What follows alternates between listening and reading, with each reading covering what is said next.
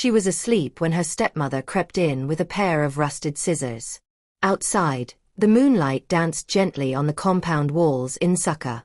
Inside, the only sound was Chioma's breathing. Slow, peaceful. A thick strand of her hair, black, long, beautiful, dropped to the mat. Another, then another, until her head was a battlefield of broken pieces and cruel patches. Her stepmother, Mom Ngozi, stood over her, smiling. If I can't destroy her spirit, I'll destroy her beauty. Chioma was the jewel of Obodo, not just for her beauty, though even elders whispered that the gods had taken their time with her, but because of her spirit. She helped the blind woman cross the market road. She carried palm oil for the widow with shaky hands. And when children fought, it was always Chioma who calmed them. She didn't speak much, but when she smiled, the whole village paused. Her mother had died when she was just 8. Her father, a quiet farmer of few words, remarried a year later. He brought home a woman named Mom Ngozi, sharp-tongued, smooth-faced, and too quick to smile. She came with her daughter, Ngozi, pretty, polite, and painfully aware she lived in Chioma's shadow. At first, Mom Ngozi acted sweet. She plaited Chioma's hair, called her, my dear. But behind her eyes, something watched. She saw how the villagers adored Chioma, how even the market traders lowered their heads when the girl passed, how Ngozi, no matter how many beads or bangles she wore, could never draw the same gaze. Soon the kindness faded. The soft touches turned cold, and small things began to go missing. Chioma's scarf, her best slippers, even a necklace from her late mother. Each time she asked, Mom Ngozi shrugged. Maybe if you kept your head out of the clouds, you wouldn't lose things. Then came the day the chief's messenger rode through the village square, and Mom Ngozi's jealousy turned into something darker. A royal gong echoed through the village square. A rider bearing the chief's seal read aloud, by decree of His Excellency, Chief Okonkwo of Enugu, a grand festival shall be held to celebrate the selection of a bride for his son. Every maiden of age is invited. The air crackled. Drums beat from the compound walls. Girls screamed with glee. Mothers rushed to pull out hidden wrappers, old jewelry, forgotten perfumes. But it was Chioma, quiet, soft-spoken Chioma, who stepped into the sunlight that evening and for once allowed herself to dream. She closed her eyes and imagined it. The chief's compound lanterns floating in the wind like fireflies, the scent of jasmine and roasted plantain filling the air, the sound of flutes and dancing. She didn't say a word to anyone. But that night, under her mat, she quietly unfolded a strip of gold cloth she had been saving for years. And across the compound, Mom Ngozi saw her. And just like that, the seed of a new plan began to grow. What will happen to Chioma? Will her dreams be destroyed? Drop your predictions in the comments below. Like this video and subscribe for next chapter where Chioma faces her worst nightmare. Turn on notifications. You won't believe what happens next. Mom Ngozi had been watching. She saw the way Chioma's eyes lit up when she looked at the sky, the soft hum in her voice as she quietly stitched her cloth. That quiet joy, that silent dream, made her sick. We'll see how long that glow lasts. The day before the festival, Mom Ngozi called Chioma into the yard. She handed her a scroll, a list so long it rolled across the floor like a python. Wash every wrapper in this compound twice. Clean the goat pen until it smells like rose water. Fetch water from the far stream. The near one is too muddy. Cook for the entire household, and not a single grain of rice must burn. And if I find even one speck of dust, you'll start again.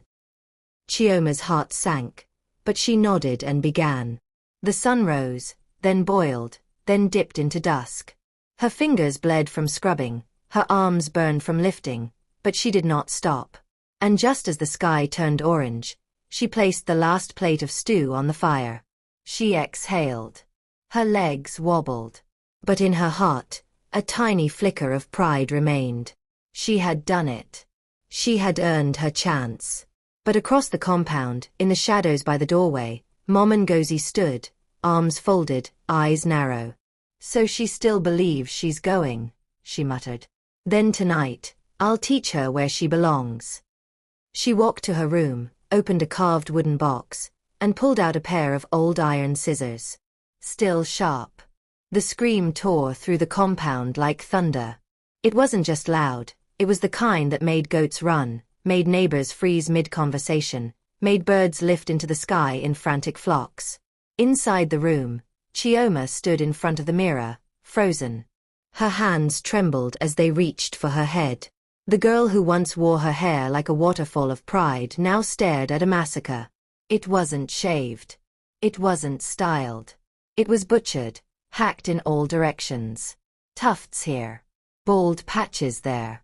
Some parts still held beads that clung desperately to the memory of beauty. Chioma didn't scream again. She just blinked slowly, as if hoping the reflection would blink back something different. And then the door creaked open. Mom Ngozi leaned against the frame, arms folded, lips twisted in satisfaction. "What is it, Chioma?" she said with mock sweetness. "You don't like your new look?" She stepped closer. "You said you wanted to go to the festival. Go on then. Let's see if the chief's son wants a girl who looks like a plucked chicken." Chioma didn't reply. She didn't fight. She didn't scream. She reached slowly for the scarf hanging by her bed, the one her mother had left behind. She wrapped it around her head, tying it with care, as if every knot was a prayer.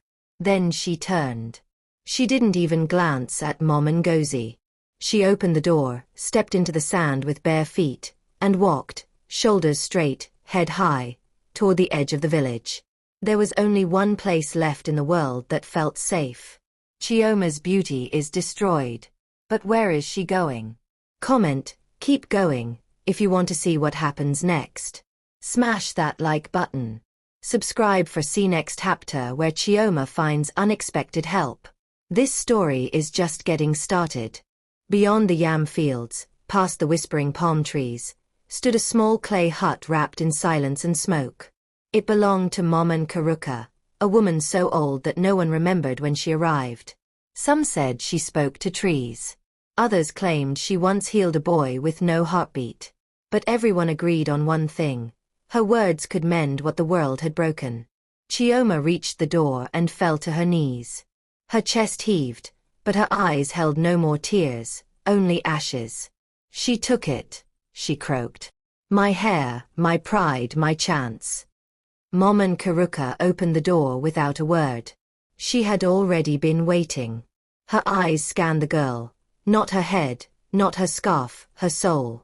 She reached out, her fingers wrinkled like the bark of an old Iroko tree, and pulled Chioma inside. They sat together in the stillness. The fire crackled. The wind sang through the thatched roof. Then Momen Karuka spoke. "When the lioness walks into the forest, the trees do not ask about her mane. They part because they feel her power." She untied the scarf, ran her fingers gently over Chioma's head, and smiled. "They tried to humble you with shame," she said. "But shame is afraid of women who rise." From a small calabash, she brought out palm oil, cowries, and thread. Together in silence, they braided what was left, tight, defiant rows that whispered strength with every curve.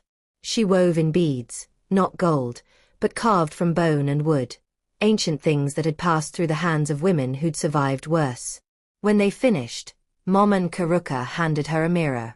Chioma looked into it, not to find beauty, but to see if anything remained of herself. And what she saw wasn't a victim. It was a fire, low and quiet, but ready to burn through anything that stood in its path. The chief's compound pulsed with life that night. The air shimmered with perfume, candlelight, and the hum of celebration.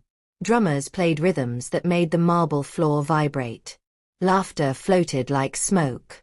And the grand hall sparkled with girls. They twirled in gowns stitched with foreign silk, hair piled high, sculpted like monuments, dusted in gold, crowned with flowers from gardens no commoner could afford. And then the music shifted, not because it stopped, but because the room sensed something had changed. Chioma stepped through the compound gates. No jewelry. No makeup. No shoes. Just a flowing ash-colored dress sewn by her own hands and a crown of short beaded cornrows that caught the light like quiet thunder. Her feet kissed the floor with each step, not begging for acceptance but declaring, "I do not need your permission." Heads turned. Then came the whispers, sharp as blades. "Who let her in? She looks like a boy. She must be lost." Laughter. Snickering. But Chioma didn't blink. She walked like the marble was laid for her alone, like she'd walked through fire to get there and didn't burn. At the front of the hall, Chief Okonkwo's son, Chukwudi, paused. His eyes had glazed over after the 50th girl twirled before him, dressed in lace and empty flattery. But now his gaze locked onto the barefoot girl in grey, and he straightened. There was no gold in her hair, no gemstone on her neck, but she moved like someone who'd fought shadows in silence and walked away holding her light. She didn't smile. She didn't bow. She just stood there, unshaken. And in that stillness, the room shifted around her. Chioma walked in anyway. What will happen when she faces the crowd? Type, fearless, in the comments.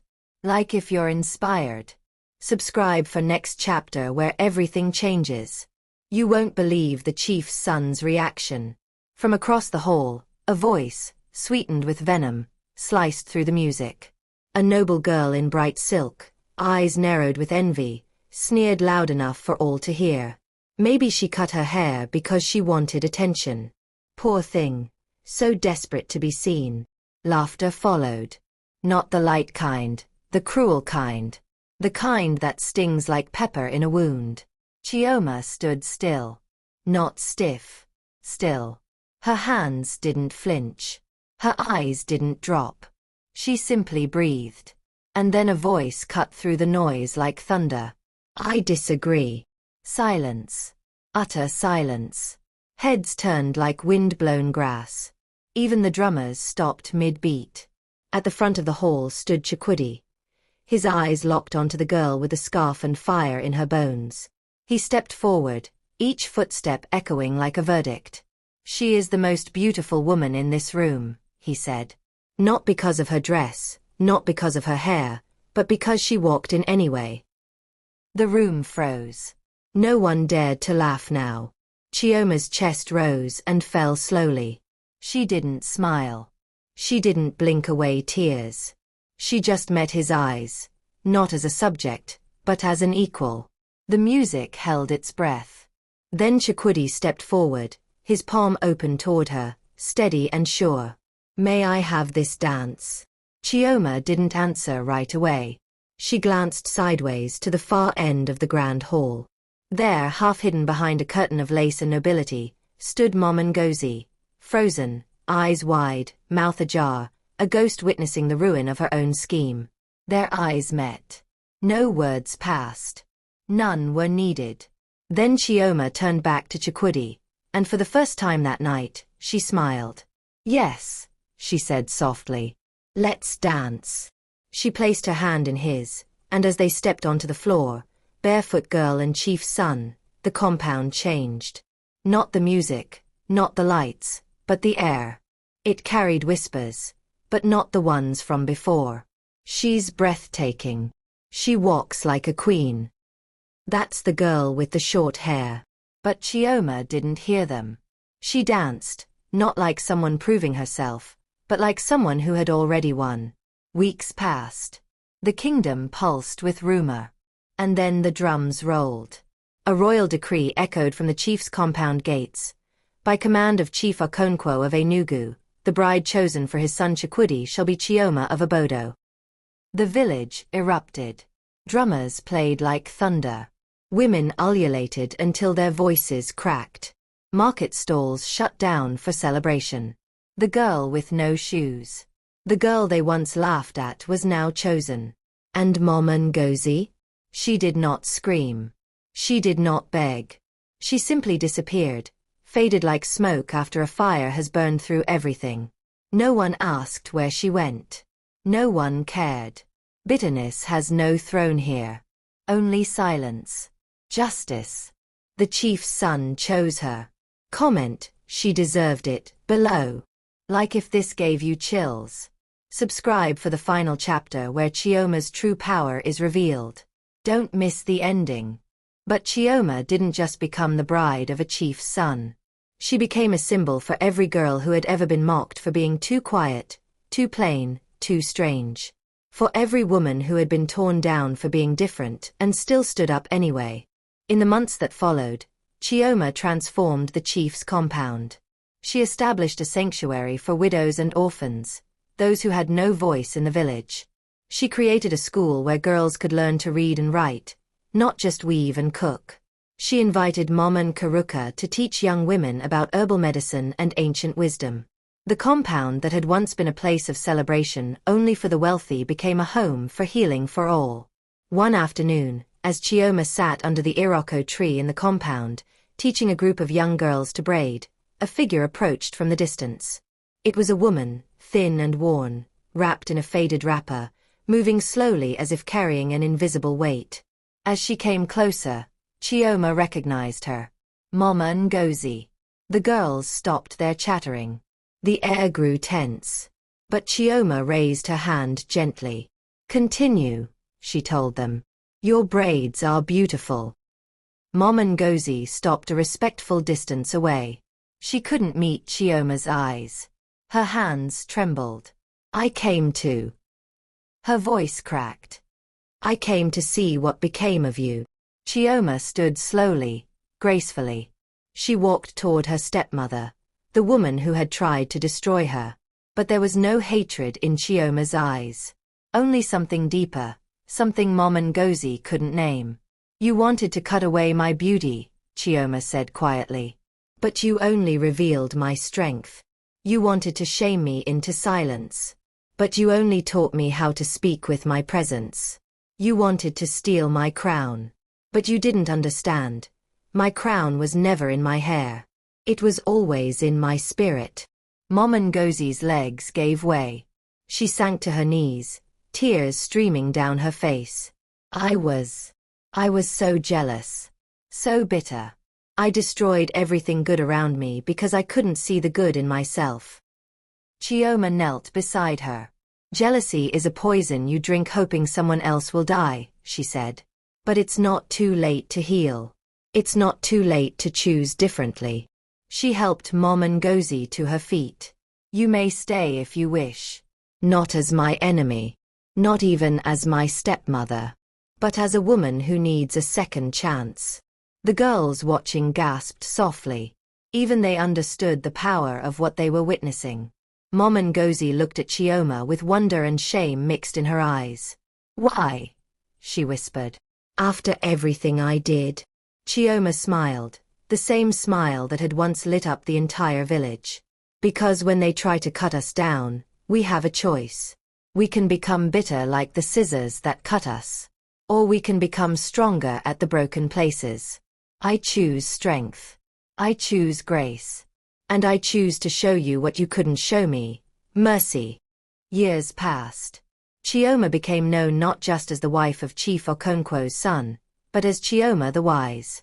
Young women traveled from distant villages to sit at her feet and learn. Not just how to braid hair or weave cloth, but how to carry themselves through the world with dignity when the world tried to strip it away. And Mama Ngozi? She stayed. She worked in the gardens, helped in the kitchens, and slowly, painfully, learned what it meant to build instead of destroy. She never forgot what she had done. But Chioma's grace gave her something she'd never had before. A chance to become someone different. On the day of the harvest festival, years after that fateful night with the scissors, Chioma stood before the village wearing a crown, not of gold or jewels, but of flowers woven by the children she had taught. Her hair had grown back, but she kept it short by choice now, a reminder that beauty is not in the length of your hair, but in the strength of your spirit. As the drums played and the people danced, Momen Karuka watched from the shade of the iroko tree, smiling. She leaned on her walking stick and whispered to the wind, "The lioness walks. And the forest bows." Chioma was not just royalty. She was a reminder that no one can steal your crown when it was built from fire, not gold. That true beauty lives in how you rise after they've tried to cut you down. And that the most powerful revenge is not destruction, but but transformation, becoming so magnificent that even those who tried to dim your light must shield their eyes from your shine. The end. What an incredible journey. Did this story inspire you? Comment your biggest takeaway below. Smash that like button if you loved Chioma's story. Subscribe for more powerful African folktales that teach us strength, grace, and resilience. Share this with someone who needs to remember their crown can never be stolen. What story should we tell next? Let us know in the comments. Remember, when they try to cut you down, they only reveal the strength they could never take.